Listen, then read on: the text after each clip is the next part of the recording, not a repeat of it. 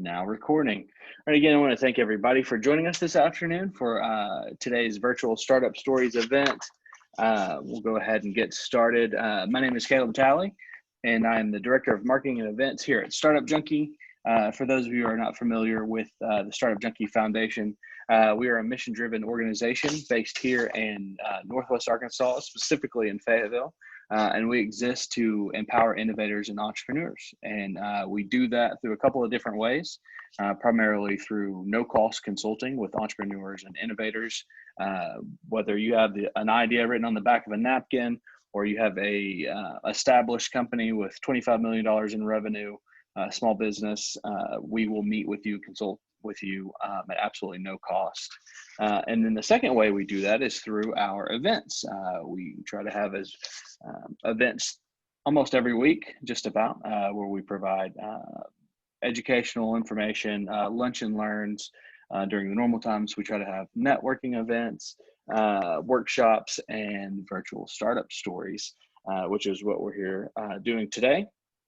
And I am excited to announce, or to say that we have partnered with Plug and Play of Northwest Arkansas for today's event. And now I will turn it over to Christine Pummel, the Program Manager at Plug and Play Northwest Arkansas. Thank you, Caleb. I appreciate working with Startup Junkie for this great startup story.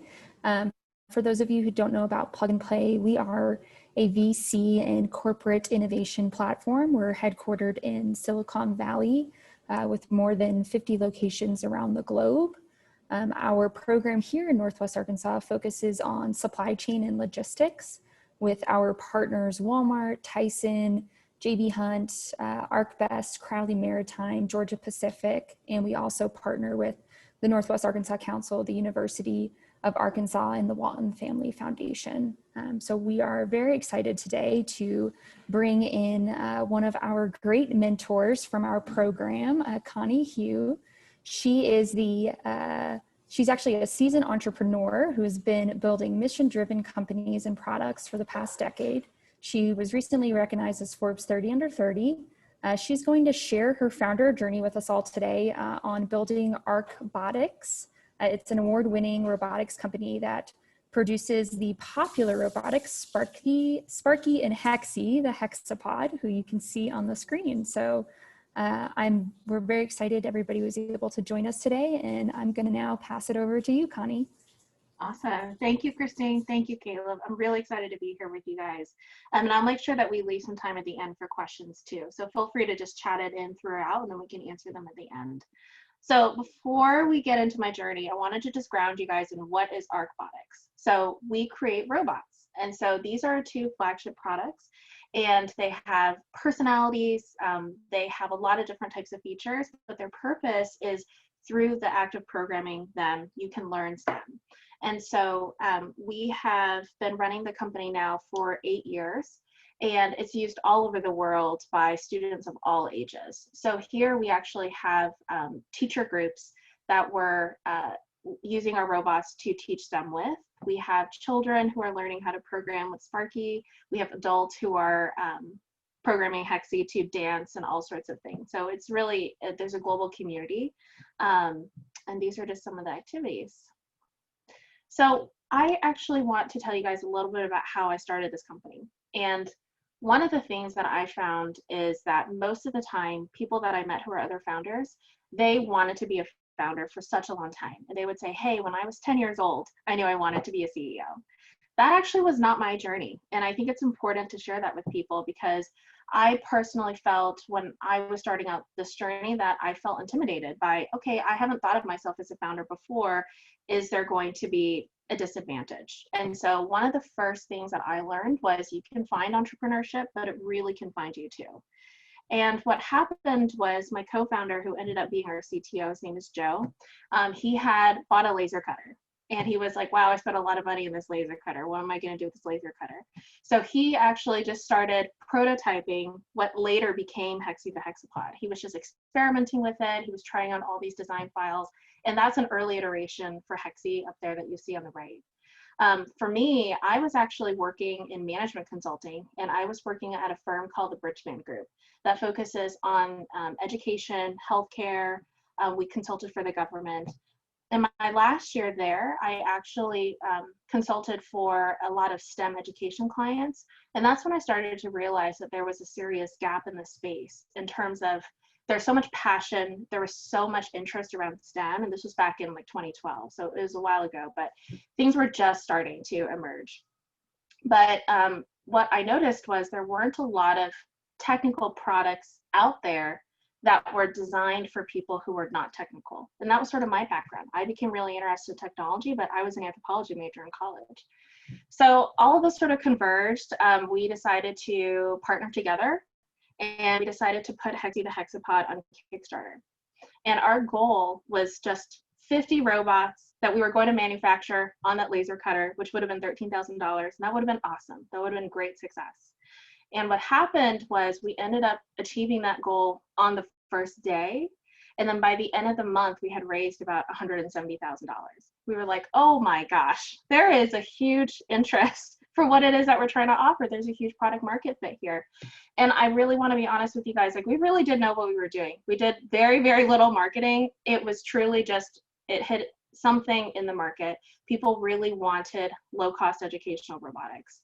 So I quit my job, Joe quit his job, and then we really started the company. So I want to also impart with you guys something else that I carried with me, which is that you can teach yourself anything. I really had to teach myself a lot of things. You know, I mentioned I was an anthropology major, and I didn't have an MBA. I didn't go through an accelerator. I think nowadays there's nothing wrong with that. Those are actually fantastic programs. But my background, I didn't do that. I decided, hey, I'm just going to teach myself whatever it is that I needed to know. And there was quite a lot that we had to do. So one of the big things that you will probably have to teach yourself as well if you design any kind of hardware products or physical goods is sourcing. So we try to actually source ourselves. So we were based in Boston in the early years of the company. And these are just some pictures of shipments that we basically bought from China from unknown suppliers. And they would show up and this giant pile of boxes. We're like, oh my gosh, what is this? And we also tried to scale up manufacturing via 3D printing for a while, and that was just not working out. So one of the things that we decided to do was we need to crack large scale manufacturing. And so pretty much on a whim, we decided to move to Shenzhen. And this picture on the left is a picture of our apartment / office where we were based out of for several years. So if you guys aren't familiar with Shenzhen, Shenzhen is on the mainland in China. It's what's called the Pearl River Delta region. And so it's where pretty much the world's electronics factories are all congregated, but there are also so many other types of manufacturing there as well. And it's very close to Hong Kong. So we just picked up, we moved to Shenzhen, and that's what we focused on. This picture on the right, I've actually never released this photo. I was digging it up, but that's a picture of my office in our apartment where we lived for 2 years running the company. So one of the huge advantages that we had from making that decision to move to Shenzhen is, this was back in 2013, 2014. Shenzhen itself has changed too. But back then there were so many amazing bazaars, and these are all indoor bazaars. So basically what it is it's like 5 stories in these buildings, and every single kiosk that you see here represents a whole factory. So what we spent months and months doing is basically walking the floors of all of these bazaars, talking with suppliers, looking at all the different parts and components that were available, and starting to build a network of suppliers and factories that we could really trust the quality in and scale up with our business.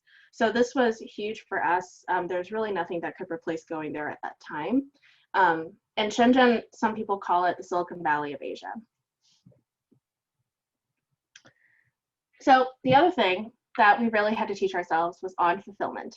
And I don't know if you guys are familiar with that word, or 3PL, which means third-party logistics. But if you want to ship any kinds of goods to your customers, understanding all the different fulfillment models out there will be critical for you guys.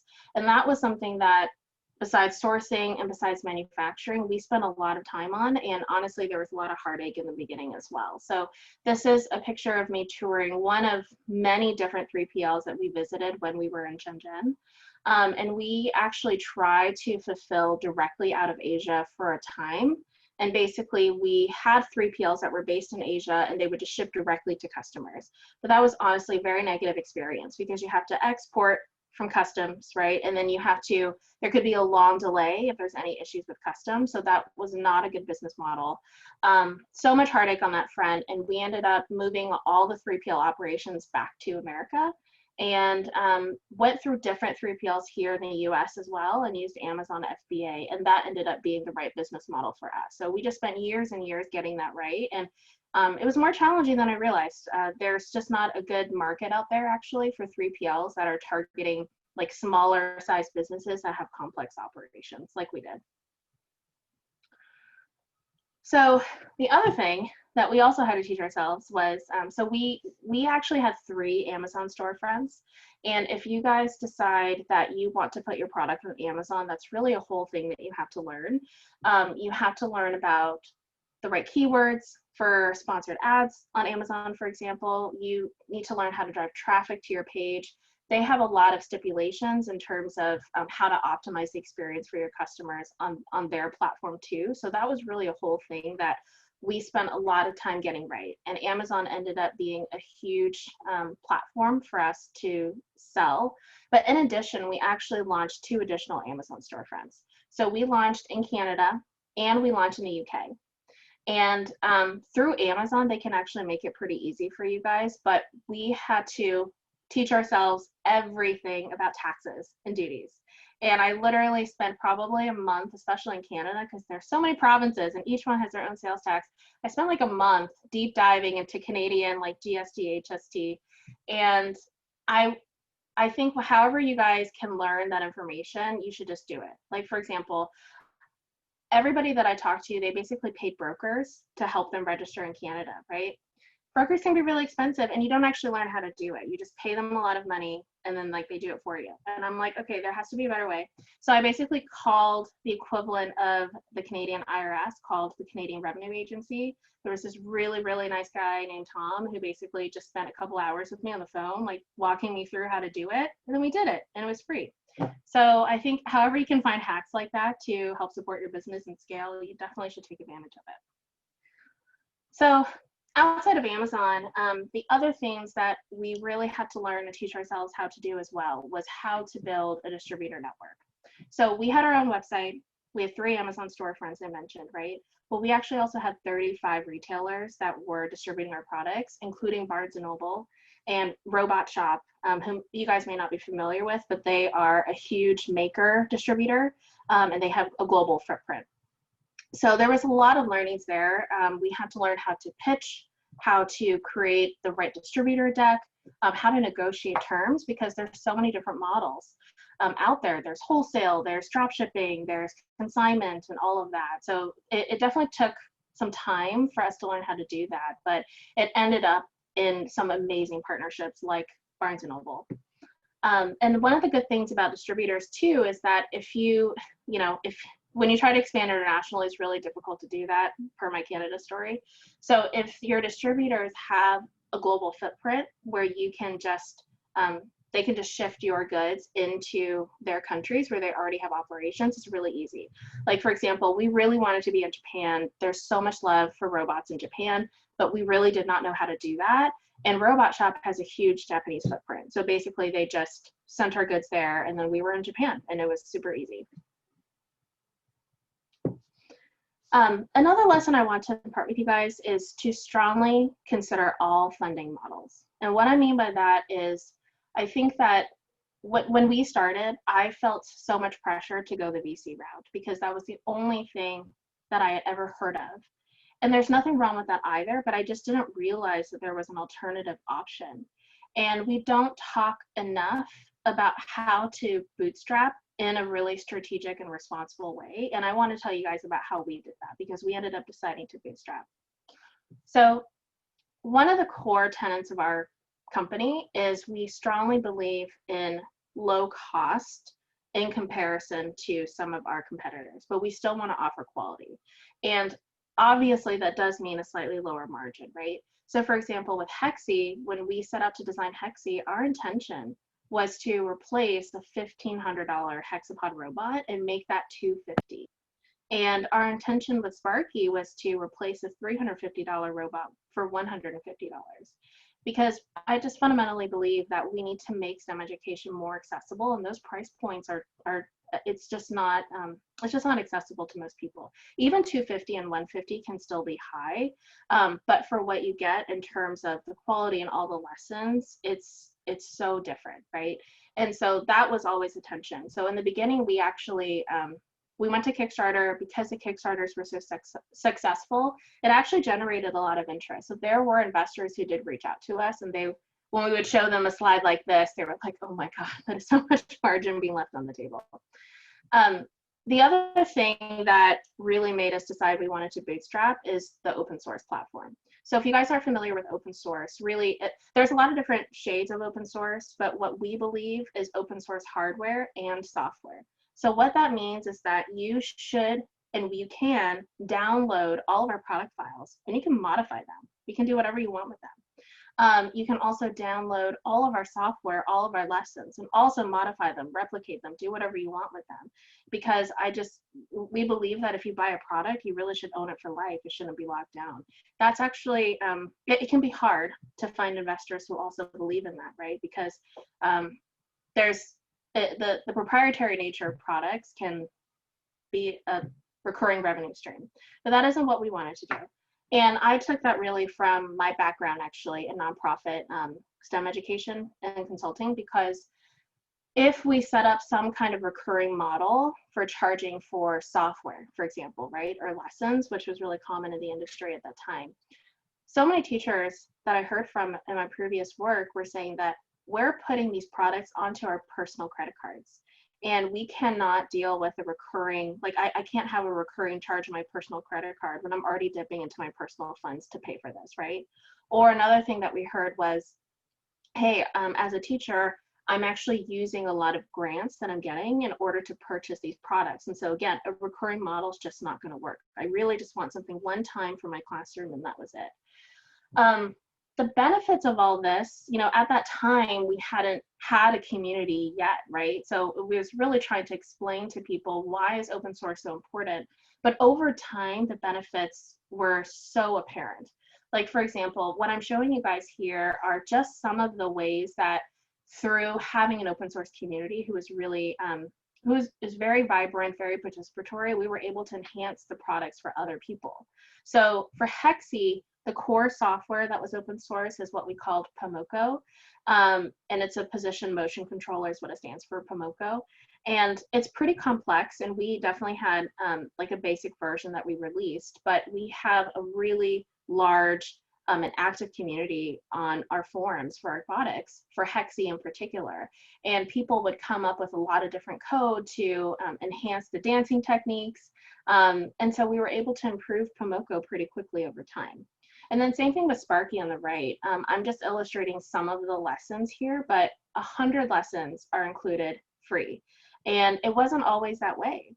When we first finished our Kickstarter for Sparky, we released a product, I think we only had about 14 lessons, but through that constant feedback from the community and people like coming up with their own lessons, we were able to also incorporate that and offer that to everybody else.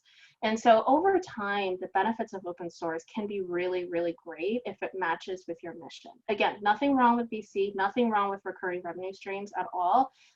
For this particular business, we just felt that we wanted to go a different way. And related to that, one of the things that spurs people to do is to come up with really amazing things to do with their robots. Like, this is actually an app that someone in our community created. And if we had locked down the software or the products, there would not be a vibrant ecosystem of people really wanting to invest and, create a storyline for their Sparky and share that with other people. This is the only graphic. I really try to do pictures. This is the only graphic, but I really want to emphasize this, though. This is very important. So if you decide to bootstrap and if you decide to do hardware, one of the most important things to avoid is what is commonly called the Chasm of Death. And basically, this is kind of what it is. So these steps are all the same no matter what you do, right? You have to issue a PO to your supplier. there's a manufacturing time or lead time. You have to then transport the goods to a warehouse so you can distribute. Then you have to ship it to your customers, and then you have to get payment for those orders at some point, whether it's when customers buy on your website, or in the case of distributors, there's net payment terms, right? So all those steps are the same, but you get into the chasm of death really quickly if you don't get the timing and the volume correct across every part of this. And so that was something that we had to manage so carefully. I mean, we had only a couple $100,000 on Kickstarter. And yes, that is a lot. That is definitely a lot. It was 400,000 in the end, but it's also not a lot when you're trying to create complex robotics and you're trying to reach scale in terms of manufacturing. So just watch these steps really carefully whenever you get to this point and see if you can get creative. So for example, like maybe you can go to your supplier and say, hey, you know what, I have a large PO coming in, or I know that this is going to sell in a short amount of time. Can I just pay you this much now, but then when the cash comes in, I'll pay you this later? And so those types of things, if you have those strong vendor relationships, you can definitely do. So just watch out for this. So the next thing that I think is really important is to remember to build your community from day one. It's not just the product. It's not just the sales. You want to build that community.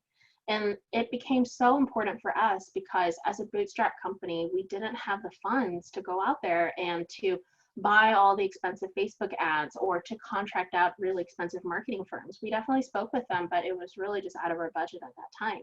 And so it's very much reliant on the initial community.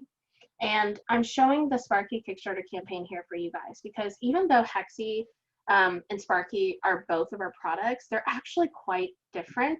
They're both low cost, open source, really focused on education, but they're actually really different in terms of they're targeting different age groups. Like Hexy is a lot more about controlling the motors and dancing, and Sparky is really a lot about sensors. But one of the things we found was when we got ready to launch the second campaign, we emailed, of course, the Hexy Kickstarter campaign members and all of our customers who had been supporting us over the last few months before. And the conversion from the first Kickstarter to the second was crazy high. Like I can't remember that number now, but it was honestly so high. And it just goes to show that if you're mission oriented and you have that product market fit and you really care about your community, it does show, and it matters a lot. So we had a really strong early adopter base to continue to grow the company from organically. And the other thing that we continued to experiment with over time was ways to make it even more accessible for teachers in particular to access our product. So this was actually an idea that it was also from my previous background in doing consulting that I was thinking about, where teachers have very limited funds, right? They don't know if they want to commit to a product. And we know about like free trial programs, they're everywhere, but not necessarily for hardware products that were high value. And so nowadays it's more common, but we launched this program, I want to say back in it was like 2014 or 2015, and there actually wasn't a lot at that time. But what we did is we offered free Sparkies for free for 60 days, so including the shipping. So basically, teachers would sign up. We would just do kind of like a very preliminary screen to make sure that they were a teacher. We definitely had some scammers who walked away with a lot of product for free who were not teachers and not living in the US. But in any case, so teachers would receive the product for free. And if they didn't like it, they would just send it back, and we would pay for the shipping both ways. So there'd be nothing that would be charged in their personal credit cards. But if they wanted to keep it, they would actually get an educator discount for not only that unit, but also future units. And so this was an extremely popular program. It was utilized so much. We actually had a subset of our inventory that was just devoted to this program. And we always made sure that there were spots available. So this was really a really great thing that we were able to offer. And then related to that, the community over time also told us what types of software and what types of lessons they really wanted to see. So for example, drag and drop was something that we continuously heard from our community that was really important. So we put up RG Block, for example. We heard that they wanted, the community would like to see better navigation on the website in terms of, we have so many different lessons, it's 100. And so we worked closely with different educators to give us feedback on, okay, well, let's sort the lessons by difficulty level. So we've got easy, medium, hard. There's a get started function that if you really don't know where to get started, you can just click on that and it'll just walk you through step by step.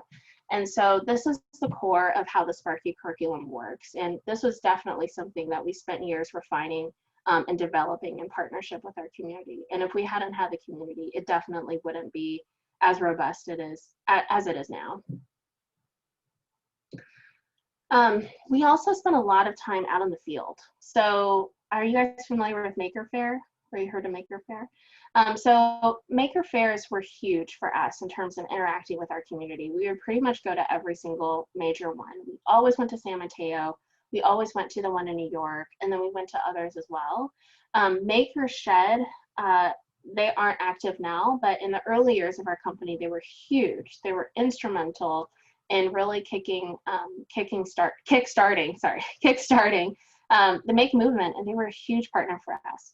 They were not only a key distributor, but we also partnered with them on boothing at Maker Fairs. This poster was actually one that Make created for, I think it was the New York, I think it was the New York Maker Faire, featuring our robots. And they also, they also released a book on robotics called 21st Century Robots. And Arcbotics was featured in there as well. And it was just a great way for us to pulse what was going on with our community. And we would sometimes test prototypes of different things at Maker Fairs and ask for feedback directly. So if you guys have an opportunity to do that with your products, if that is something that, if there's a community element, just definitely get out there and talk to your customers in a really focused way. And then the last thing that we did was we also engaged our our educators community and students. So this picture on the left, we learned that Stanford, their intro to mechatronics class, actually cleared out Maker Shed of a bunch of Sparkies. So they heard about us through Maker Shed. They bought a lot of Sparkies. And we offer very dedicated customized support as well. And so we ended up going in to help the TAs in the intro to mechatronics class teach with Sparky too. And that was just such a great experience to really interact with college students at Stanford and get their feedback too. So we did a lot of different things like that. And this picture on the right is a picture of a STEM program that was utilizing our products. And we always try to support camps where we can. And we would, summer camps, homeschooling camps. So we were just really involved in our community and frequently talking with educators. And the last thing that I wanted to leave you guys with is it took me a long time. It took me a long time to do this, but I think try to take strength in the parts of you that are different. I never really felt like I looked like anybody else in my space. Robotics is extremely male dominated. It's pretty much all engineers in the space who became founders. And when I lived in Shenzhen in particular, it was really difficult for me too, being American, but I looked Asian, and I am Asian, but it's a whole other thing. So it just took me a long time, and there was so much that I faced in my time doing Arcbotics. So this picture on the left, I still remember how I felt when I took this picture. So I love this picture because it was us at San Mateo Maker Faire, which is one of my favorite events of all time. But I remember distinctly that there would be so many of our users, current users, or people who were interested in our robots who wouldn't talk to me. And they would only come up and talk to Joe. And there were times where Joe would leave the booth and he'd be like, at the bathroom or something, right? And I would see people like walk towards us because they saw our products, and they would just kind of walk away until he came back and they would come and talk to him. And so I really don't even know what that was about, but it was just really shocking to me. But that was such a consistent experience at these types of events. And this photo on the right was actually just a picture I posted on my Instagram one day. And I don't know why, I remember feeling like I didn't want people necessarily to know that Arcbotics was founded by a woman and all this stuff. And I just thought, that's crazy. That's really crazy. Like, why am I even feeling this way? Because so anyway, I posted this photo and I just remember feeling like we should be more vocal about it. I don't know what why I feel that way. And one of the things that has been so rewarding about running Arcbotics is being able to share more about my personal journey with people who look like me. So Grace Hopper, I'm not sure if you guys are familiar with it, but it's the largest women in tech gathering in the world. There's 20,000 people who come every year to Grace Hopper. And I was selected to speak, I think it was like a year ago or 2 years ago at Grace Hopper about my experience with Arcbotics. And being in that room and with all of the women of all ages, it was just so incredible. And I was so thankful that I had that opportunity to meet with them. And then this picture on the right is, I was giving a talk for Girls in Tech Taiwan. And there were a lot of people who were actually based in Taiwan at the time. And so they were actually really curious about like my Shenzhen experiences, but what it was like for me as, basically a Chinese American, but more on the American side, but how it was for me working in Shenzhen. And so that was also just one of my favorite talks as well. And I was so glad that I had that opportunity. And besides my gender or my race, I think my background too has really helped us get to where we are today. So, I mentioned that pretty much everybody in the space, they have an engineering background, it's a technical background, but I had a really different experience and I had a really different perspective, which is that we need to make things more accessible to educators. And so as a result of that and my passion for that, this picture on the left is a photo of me giving a keynote at the Computer Science Museum in Santa Clara for a group of NorCal educators in STEM, and they were trying to figure out how do we teach STEM. And so I think that if I didn't have that background, I don't know that I would have really been able to understand what it is that teachers were looking for, or even how to speak with them to begin with. And certainly we would not have done things like an open source curriculum or the teacher's 60-day education program. So I was really thankful to have that opportunity. And then throughout my entire time, we have had so many amazing people in our community just post pictures on our Twitter or on Instagram of their daughters or themselves getting really into robotics. And this picture on the top left, or sorry, the top right, is one of my absolute favorites. So she actually dressed up as her Sparky for Halloween. And her dad actually posted this on his Twitter and tagged us in it. So it's one of my favorite photos. I think I even had it up in my fridge at one point. But even if just one person can feel more inspired by what we're doing, it's just really rewarding to me. So yeah, so I hope that this has been interesting for you guys and hearing about my journey. And I just hope that you guys feel inspired now to go build something. So that's it.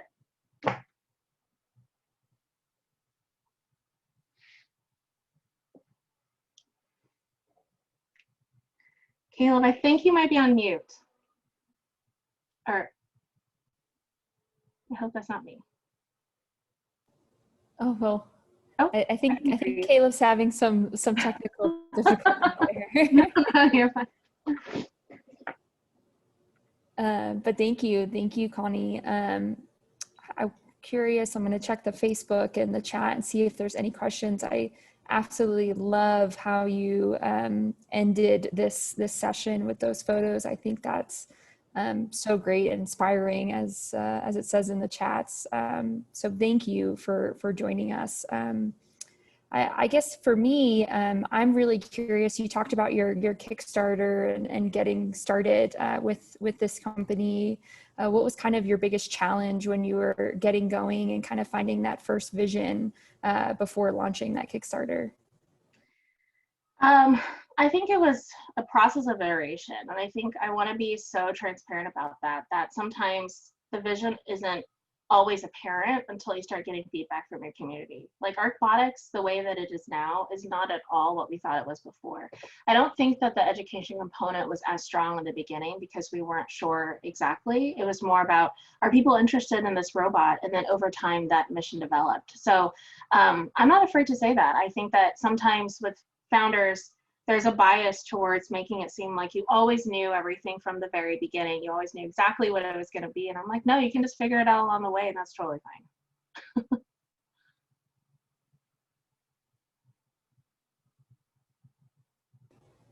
No, Caleb, we still can't hear you. Connie, I think that's great though. I think that exactly what you said, a lot of, especially first time founders feel like they need to have it all together, and really a lot of it is just the journey along the way. So I think that's great. Caleb, did you want to go ahead and try again to start your mic?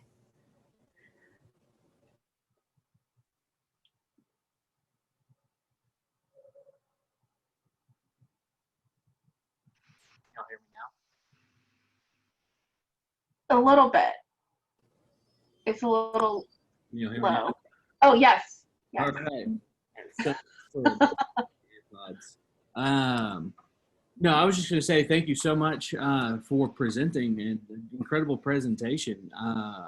And I just wanted to really give the audience the opportunity to really jump in and ask questions or provide comments, whether you want to unmute or just drop in the chat, whether you're watching on Facebook Live or you're watching in the Zoom. We do have one. Sherry Brown asked, Connie, can you share how you're monetizing the open source model? Obviously, there's a charge after the free trial. So I love that question, Sherry, because people they ask us that the whole time. And just imagine I had never told you about open source. Just imagine I had never talked about that at all. And like, how would we make money? We make money by selling robots. You know, it's no different than anybody else who's closed source. You make money through the margin on your product. Just sell it for more than you make it, or it costs you to make it. And yeah, so I love that question. Anybody else? Oh, Akira asks, question, what's the, and thank you very much for sharing the story. Question, what's the process of evaluating the continuous inputs from community about new functions?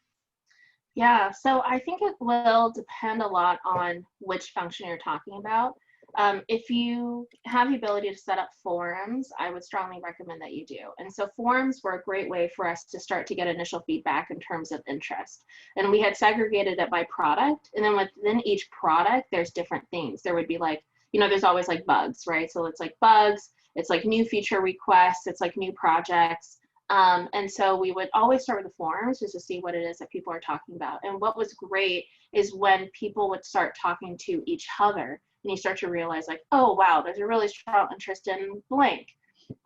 Yeah, so that's a great place to start. Anyone else? I don't have any questions on our Facebook, Connie. I don't know, or not Connie, Christine. I know you've shared that on y'all's as well. I don't know if y'all have any questions there.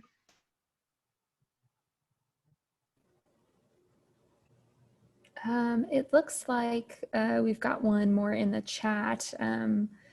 Takako, thank you for sharing your story, Connie. When you were on your initial journey building Arcbotics, did you have your own KPI or goals that you created to achieve the goals you had in mind? I'm curious how, as an entrepreneur, you created your own feasible goals to move towards when you're still trying to discover various things at the same time. Yeah, I'll be totally frank. In the very beginning, we were trying not to die. That was like front and center KPI for like the first year. It was really hard because that chasm of death I was talking about, all that first year is just, how do I manufacture my product in a way that doesn't kill the company? And so that's all it was. And then after that, it started being the more strategic KPIs and goals, right? Like, how do we achieve X number of classrooms or X number of schools? How do we really partner with some of the top STEM programs in the country? But I have no problem saying that in that first year, we were really just trying not to die, and that is totally okay. That can be a really important KPI. That's great. Any more questions?